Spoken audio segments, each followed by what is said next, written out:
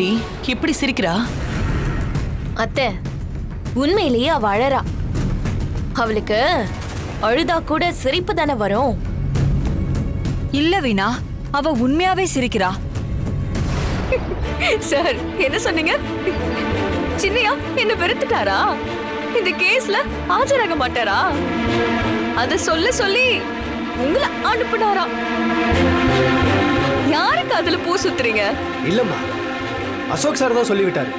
யோ இரியா, நீ சொன்னா நான் நம்பிடுவேனா?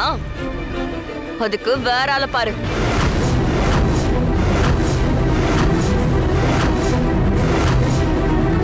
என்னம்மா இப்படி பேசுறீங்க? வேற எப்படி பேசுறது? சின்னையாக்கும் எனக்கும் இருக்கிற பாசத்தை பத்தி உங்களுக்கு என்ன தெரியும்? கல்யாணம் ஆகி நாங்க ஒண்ணும் ரொம்ப நாளா சேர்ந்து வாழல. ஆனா ஒருத்தருக்கு ஒருத்தர் புரிஞ்சுக்கிறதுக்கு ரொம்ப நாள் சேர்ந்து வாழணுமா என்ன? இந்த கொஞ்ச நாளையே அவர் என்னையும் அவரை நானும் ரொம்ப நல்லாவே நாங்க 2 பேரும் புரிஞ்சு வச்சிருக்கோம். என் சின்னையா என்ன கைவிட மாட்டாரு. இந்த மாதிரி சொல்லி உன்னை யார் அனுப்பி வச்சாங்களோ அவங்க கிட்ட போய் சொல்லு. கண்டிப்பா சின்னையா வருவாரு.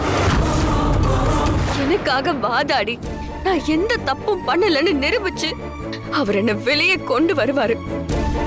இப்ப நான் சொன்னத அப்படியே போய் சொல்லு. அப்புறம் இதெல்லாம் எங்கேயோ மறைஞ்சிருந்து எனக்காக வேலை செஞ்சுக்கிட்டு இருக்காங்கல்ல, அவங்களுக்கு எல்லாம் கூடிய சீக்கிரம் இந்த துர்கா சரியான பதிலடி கொடுப்பான்னு நான் சொன்னதா சொல்லு. சரியா?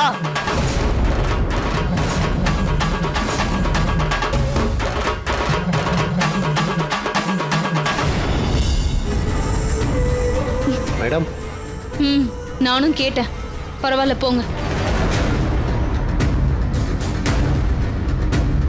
துர்கா, அசோக் வந்திருந்தா இந்நேரம் வந்திருக்கணும்.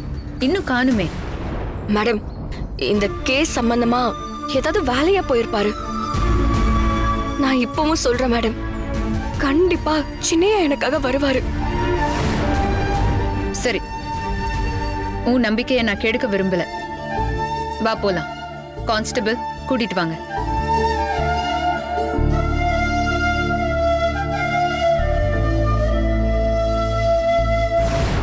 உன் புருஷன் மேல உனக்கு அவ்வளவு நம்பிக்கையா? இன்னும் கொஞ்ச நேரத்துல அவர் வரமாட்டாருன்னு உனக்கே தெரிய வரும். அப்ப நீ சுக்கு நூற உடையதான் போற. அத்தை, வாங்க நம்ம உள்ள போலாம். வா.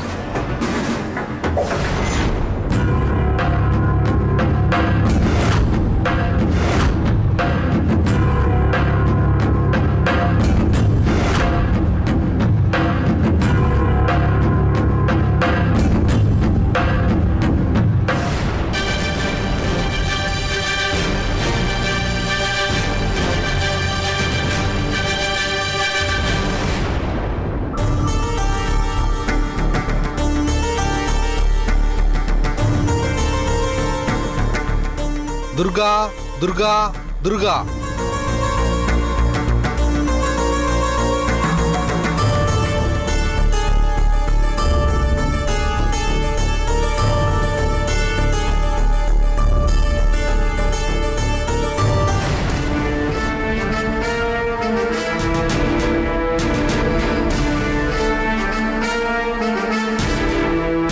ஃபோன் பண்ணி பார்த்தேன், கிடைக்கல.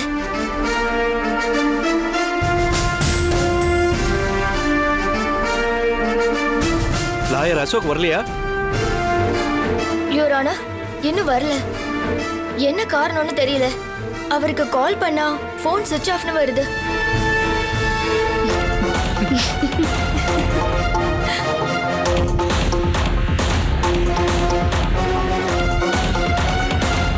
யுவர் ஆனர், மிஸ்டர் அசோக் இன்னைக்கு ஆஜராக மாட்டார். ஏன் அப்படி சொல்றீங்க? மிஸ்டர் அசோக் நேர்மையான வக்கீல்னு பேர் எடுத்தவர். அது மட்டும் இல்லாம தன் மனைவியான துர்கா மேல அளவுக்கு அதிகமான நம்பிக்கையும் பாசத்தையும் வச்சிருந்தாரு. நேத்து அவரு தன் மனைவிக்காக வாதாடும் போது அவங்க மேல அவர் எவ்வளவு அன்பு வச்சிருந்தாருன்னு உங்களுக்கே தெரிஞ்சிருக்கும். அப்படிப்பட்டவர்கிட்ட மனைவியான துர்கா பல உண்மைகளை மறைச்சதும் கொலை குற்றவாளியா அவர் முன்னாடி நின்னதும் மனசளவுல மிஸ்டர் அசோக்க ரொம்பவே பாதிப்படைய வச்சிருக்கு.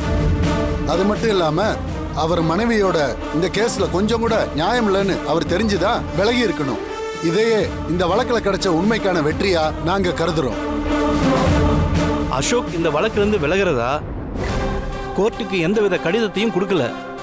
அதனால அசோக் இந்த வழக்குல இருந்து அவர் விலகிட்டாருன்னு நம்ம எடுத்துக்கவே முடியாது. அம்மா, உங்க கணவர் உங்களுக்காக ஆஜராகாத பட்சத்துல நீங்க உங்களுக்கு வேற லாயரை ஏற்பாடு பண்ணிக்கிறீங்களா? இல்லைங்கய்யா, எனக்காக பேசுறதுக்கு கண்டிப்பா சின்னையா வருவாரு. எனக்கு அந்த நம்பிக்கை இருக்கு. ஒருவேளை அவர் வரலன்னா நீங்க உங்களை நிரூபிக்க முடியாமலே போயிடும். அது உங்களுக்கு பாதகமா ஆயிடும். அதனால எனக்கு தண்டனை கிடைச்சாலும் பரவாயில்ல. ஆனா என் சின்னையா கண்டிப்பா வருவாரு. சரிம்மா, பப்ளிக் ப்ராசிக்யூட்டர், நீங்க உங்க வாதத்தை தொடங்கலாம். எஸ் யுவர் ஆனர், மிஸ் நந்தினியை விசாரிக்கிறதுக்கு தங்கள் மேலான அனுமதியை கோருகிறேன். நந்தினி, நந்தினி, நந்தினி.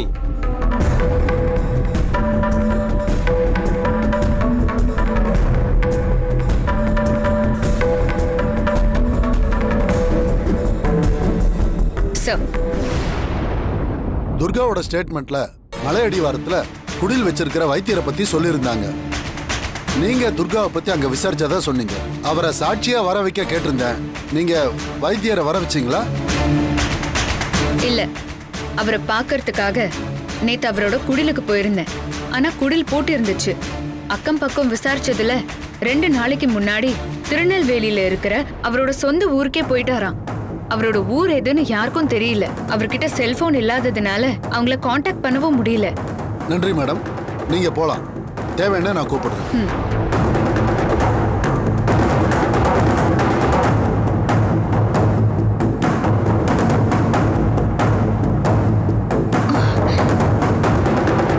யுவர் ஆனர், ஏற்கனவே மிஸ் நந்தினி அந்த வைத்தியரை சந்திச்சு துர்காவை பத்தி கேட்டபோது அப்படி தனக்கு யாரையுமே தெரியாதுன்னு அவர் சொல்லியிருக்காரு. இன்னைக்கு கோர்ட்ல ஆஜர்படுத்துறதுக்காக அந்த வைத்தியரை தேடி போனப்போ அவர் அங்க இல்ல. இதையெல்லாம் பார்க்கும்போது எனக்கு பெரிய சந்தேகம் வருது. எதை வச்சு அப்படி சொல்றீங்க? ஆமா யுவர் ஆனர், துர்காக்கு எதிரா சாட்சி சொன்னா தான் உயிருக்கு ஆபத்து ஏற்படும்னு பயந்து தலைமறைவாயிருக்கணும். இல்லன்னா ஐயா, வைத்தியர் ஐயாவால தான் நான் உயிரை பொழைச்சேன். அவர் என்ன தம் பொண்ணு போல வச்சு பாத்துக்கிட்டாரு. என் உயிரை காப்பாத்தினார். அவரு என் உயிருக்கு ஆபத்துன்னு பயந்துதான் நான் அவர் குடில வைத்தியம் பார்த்தத சொல்லாம இருந்திருப்பாரு. அவர் இங்க வந்தா என்ன பத்தி மட்டும் இல்ல, கனகாவை பத்தியும் சொல்லுவாரு.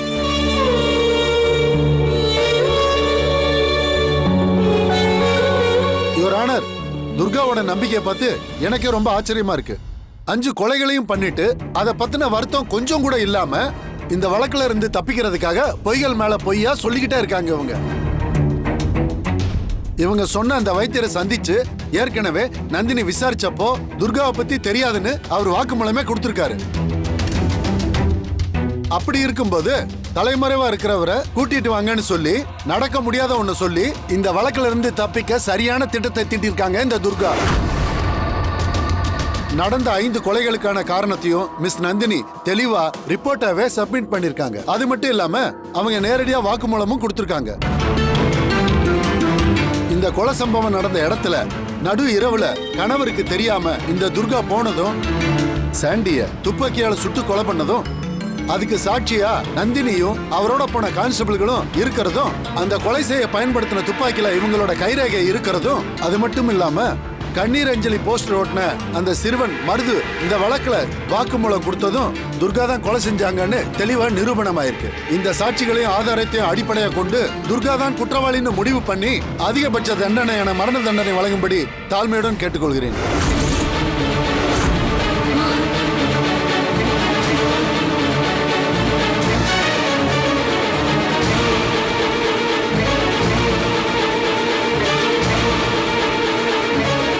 நீங்க எதுவும் சொல்லணும்னு நினைக்கிறீங்களா? நான் யாரையும் கொலை பண்ணலைங்க. இங்க பாருமா, ஒரு வழக்குல ஆஜரான வக்கீல் கோர்ட்டுக்கு முன் அறிவிப்பு செய்யாம வழக்குல இருந்து விலகினது கிடையாது. ஆனா இந்த வழக்குல ஆஜரான வக்கீல், அதுவும் உங்க புருஷன், இன்னைக்கு கோர்ட்டுக்கே வரல. எஸ்பி நந்தினி கொடுத்திருக்கிற ரிப்போர்ட் ஆதாரங்கள், சாட்சிகள், அட்வொகேட் ராஜ்குமார் அவருடைய வாதத்தின் அடிப்படையில் நீங்க குற்றம் செஞ்சிருக்கீங்கன்னு நிரூபணமாகுது.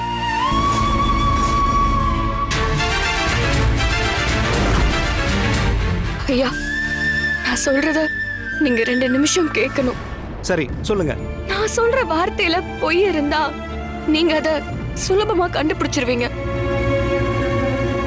குற்றவாளிகளுக்கு நடுவுல ஒரு நிரபராதிய அவர் பேசுற வார்த்தைகளை வச்சு கண்டுபிடிக்க முடியாதுன்னு சொல்லுவாங்க.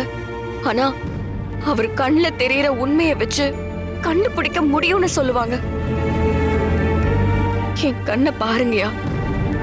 என் கண்ணுல பொய் தெரிஞ்சா இப்பவே எனக்கு தூக்கு தண்டனை கொடுங்க.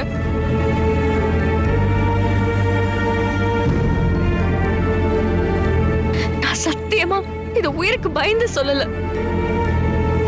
உண்மையிலேயே எனக்கு பின்னாடி ஏதோ ஒரு சதி நடக்குது. அந்த சதியை யாரு செய்யறாங்கன்னு என்னால புரிஞ்சுக்கவே முடியல. நான் என்ன நிரூபிக்க ஒரு நாள் அவகாசம் கொடுங்க. எப்படியாவது கனகாவை தேடி கண்டுபிடிச்சு இந்த கோர்ட்ல கொண்டு வந்து நிறுத்துற. இவங்களோட எல்லா கேள்விக்கும் கண்டிப்பா கனக பதில் சொல்லுவா. தயவு செஞ்சு ஒரே ஒரு நாள் எனக்கு அவகாசம் கொடுங்க. இல்லம்மா, எதிர்க்கட்சி வக்கீல் சார்பா இந்த வழக்குக்கு தேவையான சாட்சியும் ஆதாரங்களையும் கொடுத்திருக்காங்க. இனி தீர்ப்பளிக்க எந்த சாட்சியும் ஆதாரமும் தேவைப்படாது. இந்த வழக்குக்கான தீர்ப்பை இப்ப நான் சொல்ல போறேன். ஐயா, நான் யாரையுமே கொல்லலைங்கய்யா, என்ன நம்புங்க.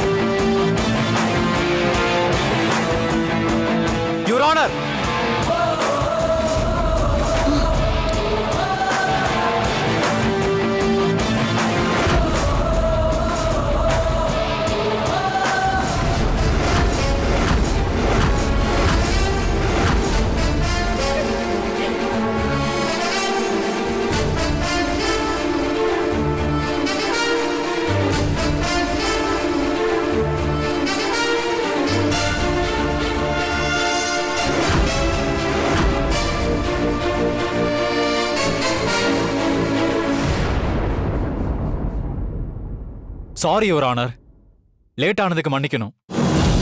இந்த வழக்குல ஆஜராக வந்திருக்கேன்.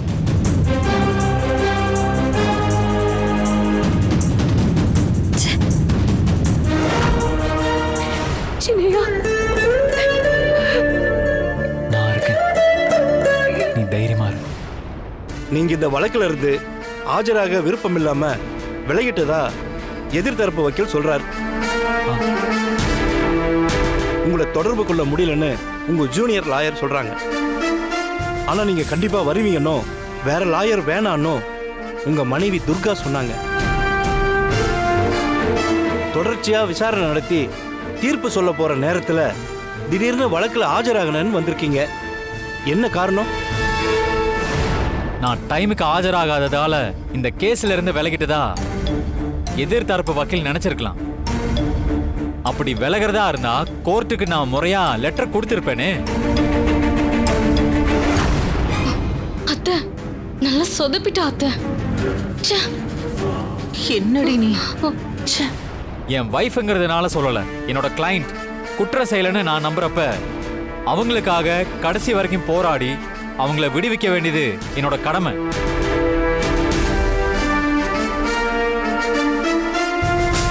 தாமதமா வந்ததுக்கு காரணம் நான் இல்ல. நான் இந்த கேஸ்ல ஆஜராக கூடாதுன்னு யாரோ சதி பண்ணிருக்காங்க.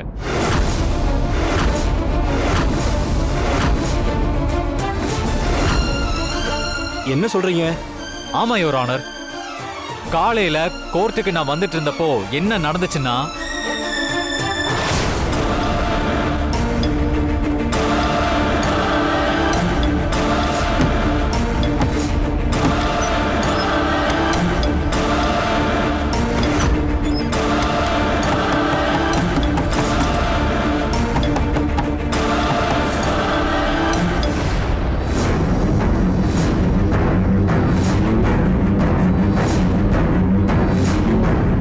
அப்புறம் எப்படி அங்கிருந்து வெளியே வந்தீங்க? யுவர் ஆனர், சில நேரங்கள்ல ஒரு கெட்டது நடக்கிறதும் நல்லதுக்குன்னு சொல்லுவாங்க. அந்த மாதிரி தான் எனக்கும் இன்னைக்கு ஒரு சம்பவம் நடந்துச்சு.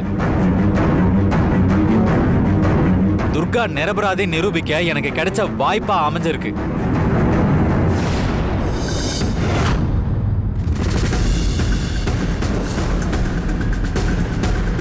யார் காரை பாதையில் நிறுத்தியிருக்காங்க? இது அசோக் சாரோட காராச்சே. ஏன் இங்கே நிறுத்தியிருக்காரு?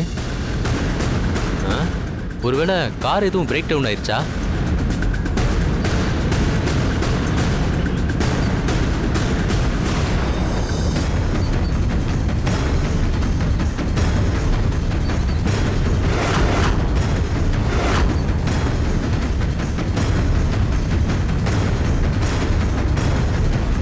அசோக் சாரையும் ஆளை காணோம், கார் பஞ்சரும் ஆகலை. ஒருவேளை பிரேக் டவுனோ, மெக்கானிக்கை கூப்பிட போயிருக்காரோ. ஃபோன் பண்ணால் வரப்போகிறாங்க. இவர் எங்கே போனாருன்னு தெரியலையே. சரி, ஃபோன் பண்ணி பார்ப்போம்.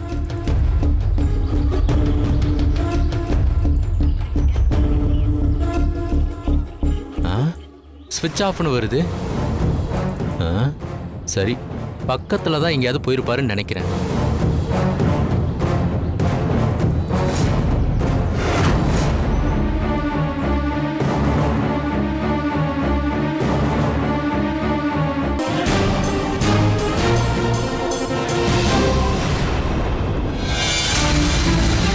ஹலோ, யாராவது இருக்கீங்களா?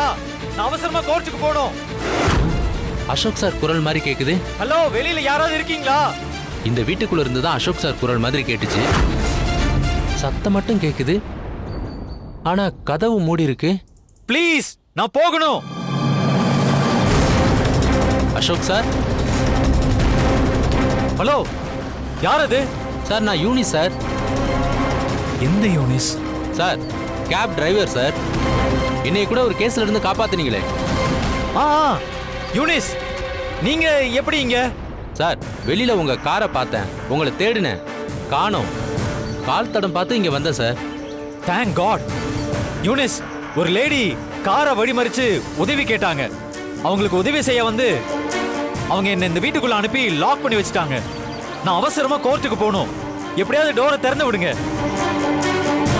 சார், கதவு சும்மாதான் சார் தாப்பா போட்டிருக்கு. அப்படியா? முதல்ல கதவை திறந்து விடுங்க. இருங்க சார், ஓபன் பண்றேன். Thank you so much. யூனிஸ், உனக்கு எப்படி நன்றி சொல்றதுன்னே தெரியல. கடவுள் தான் உன்னை இந்த டைம்ல அனுப்பி வச்சிருக்காரு. சரி, எனக்கு இப்ப பேச நேரம் இல்ல. நான் உடனே கோர்ட்டுக்கு போயே ஆகணும். என் வைஃப் ஒரு பிரச்சனையில இருக்கா. நம்ம அப்புறமா மீட் பண்ணலாம், ஓகேவா? சார், உங்க ஒய்ஃப் துர்கா மேடம் தானே? அவங்க என்ன பிரச்சனையில இருக்காங்க? துர்காவை ஏற்கனவே உனக்கு தெரியுமா? தெரியும் சார், அதனால தான் சார் கேட்குறேன். அவங்க என்ன பிரச்சனையில இருக்காங்க? அது ஒரு பெரிய கதை. அதை சொல்ல இப்ப நேரம் இல்ல சார். ஆனா துர்கா மேடத்தை பத்தி எனக்கு தெரிஞ்ச ஒரு விஷயத்த நான் உங்களுக்கு சொல்லணும் சார். துர்காவை பத்தியா? ஆமா சார்.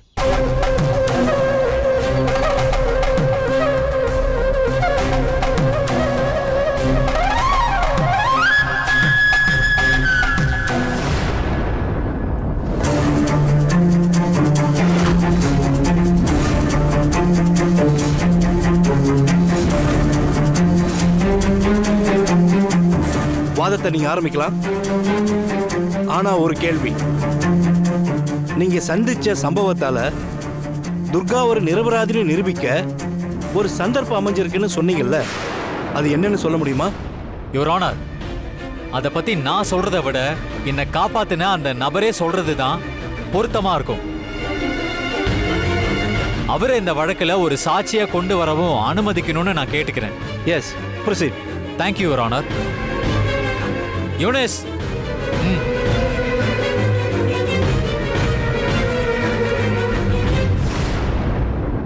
வணக்கம் ஐயா.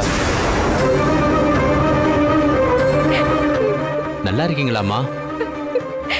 யுவர் ஆனர், இவர் தான் என்னை காப்பாத்தின கேப் டிரைவர் யூனிஸ். நீங்க என்கிட்ட சொன்ன விஷயத்த ஜட்ஜ் ஐயா கிட்ட அப்படியே சொல்லுங்க. சரிங்க சார். ஐயா சார், கொஞ்ச நாளைக்கு முன்னாடி ஒரு நாள் காலையில உங்க ஒய்ஃப் துர்கா ஒரு காட்டுப்பாதையில தன்னந்தனியா நடந்து வந்துகிட்டு இருந்தாங்க. எனக்காக நீங்க கோர்ட்ல ஆஜரானதும் அந்த துர்கா மேடம் உங்களுக்கு சாப்பாடு எடுத்துட்டு வந்தப்போ நான் உங்களை பார்த்துருக்கேன் சார். அதனால காரை நிறுத்தி, அசோக் சார் எனக்கு தெரியும், பெரிய உதவி பண்ணியிருக்காரு, நான் அவருக்கு நன்றி கடன் பட்டவன், வாங்க உங்களை வீட்டுல விட்டுறேன்னு சொல்லி அவங்கள கூப்பிட்டேன். அவங்களும் என்னை நம்பி கார்ல வந்தாங்க. அப்படியா?